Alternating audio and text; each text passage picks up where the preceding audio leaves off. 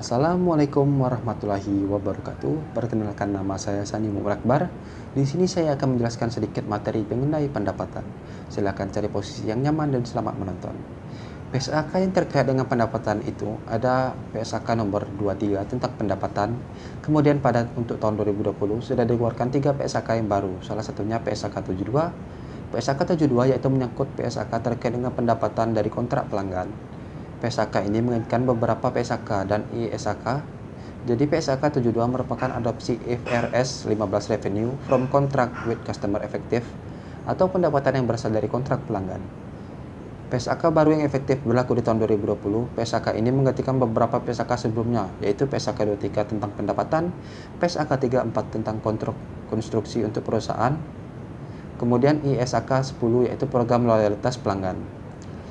Yaitu yang selanjutnya yang akan saya bahas yaitu 5 elemen utama aset, liabilitas, ekuitas, penghasilan atau income, dan beban. Akan dijumpai dalam laporan keuangan.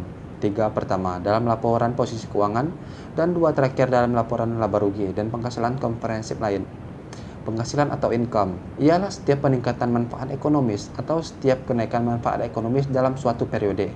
Jadi kita melaporkan penghasilan itu dalam satu periode, apakah bulan ataupun tahunan, yang ditandai dengan adanya aliran kas masuk, kemudian peningkatan aset lain selain kas, kemudian dan ada penurunan liabilitas. Jadi jika kita bisa mengatakan ada income atau ada kenaikan manfaat ekonomis, itu ketika terjadi penurunan liabilitas, utang yang dimiliki turun, maka itu disebut juga kenaikan manfaat ekonomis. Kemudian tambahnya yang akan meningkatkan ekuitas perusahaan yang akan mengakibatkan kenaikan ekuitas, dan bukan berasal dari kontribusi pemegang saham, itulah penghasilan. Penghasilan ini terbagi dua, ada pendapatan dan juga keuntungan. Definisi pendapatan adalah setiap kenaikan manfaat ekonomis dalam satu periode tertentu yang ditandai dengan aliran kas masuk dan peningkatan aset selain kas dan atau penurunan liabilitas yang berasal dari aktivitas utamanya perusahaan yang akan meningkatkan ekuitas perusahaan dan bukan berasal dari kontribusi pemegang saham. Transaksi pembuktian pendapatan ditandai dengan aliran kas masuk, peningkatan aset lain selain kas, penurunan liabilitas yang berasal dari aktivitas utama, meningkatkan ekuitas perusahaan bukan dari kontribusi pemegang saham. Prinsip pengakuan pendapatan. Pendapatan diakui ketika jasa sudah diberikan atau ketika barang dagangan telah diserahkan kepada pembeli. Beberapa kemungkinan perusahaan mengakui pendapatan tergantung jenis perusahaannya. Yang pertama, yaitu perusahaan dagang, ketika perusahaan telah memberikan barang jualan kepada pembeli, bukan saat menerima uang karena kita memakai prinsip accrual basis. Yang kedua, perusahaan jasa, ketika jasa sudah diberikan, bukan saat uang diterima. Kemungkinan mengakui pendapatan lebih awal atau ditangguhkan. Pengalihan lebih awal dapat digunakan jika perusahaan merasa punya keyakinan yang tinggi mengenai jumlah yang dapat diterima.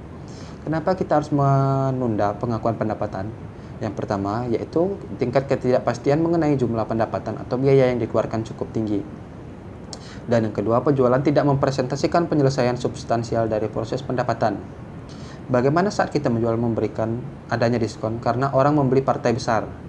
Maka untuk kasus ini, pendapatan harus diukur dalam nilai wajar atas imbalan yang diterima atau dapat diterima. Maka jumlah yang akan kita terima nanti tidak sebesar harga jual, tetapi harga jual setelah dikurangi dengan diskon.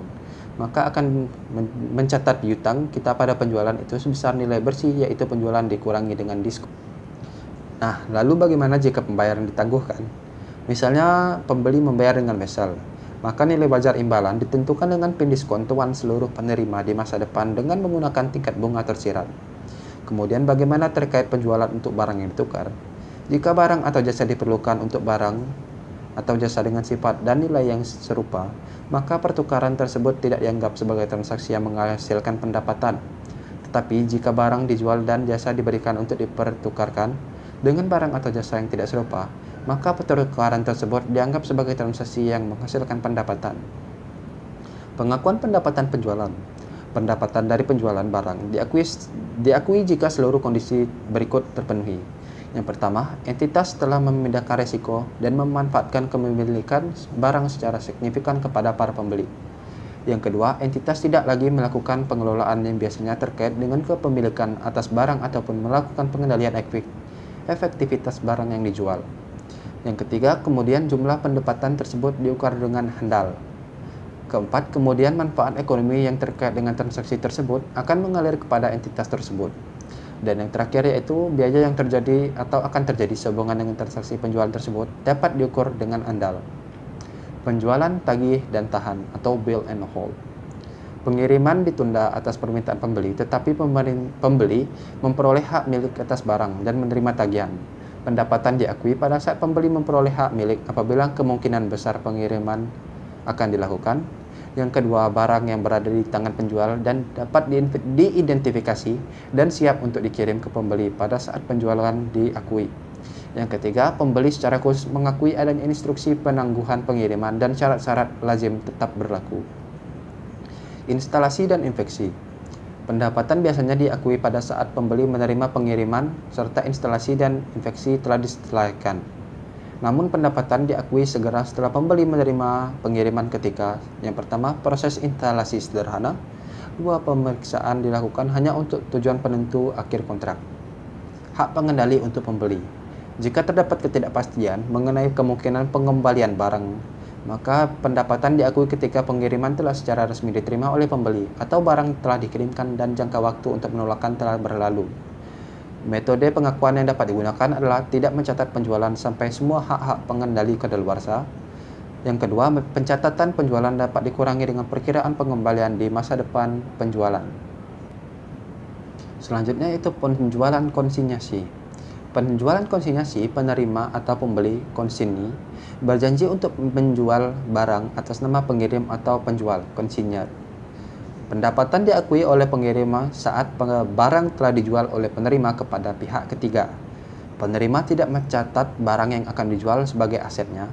Pengirim mendapatkan laba atas penjualan. Dan yang terakhir, pengirim mendapatkan komisi atas penjualan. Penjualan dicicil atau installment sales. Pendapatan yang terkait dengan harga penjualan tidak termasuk bunga diakui pada tanggal penjualan. Harga jual adalah nilai kini dari imbalan, ditentukan dengan mendiskonkan cicilan piutang pada suku bunga tersirat. Elemen bunga diakui sebagai pendapatan ketika telah menjadi haknya dengan menggunakan metode suku bunga efektif. Nah, sekian penjelasan saya tentang pendapatan. Lebih kurang dan mohon maaf. Wassalamualaikum warahmatullahi wabarakatuh.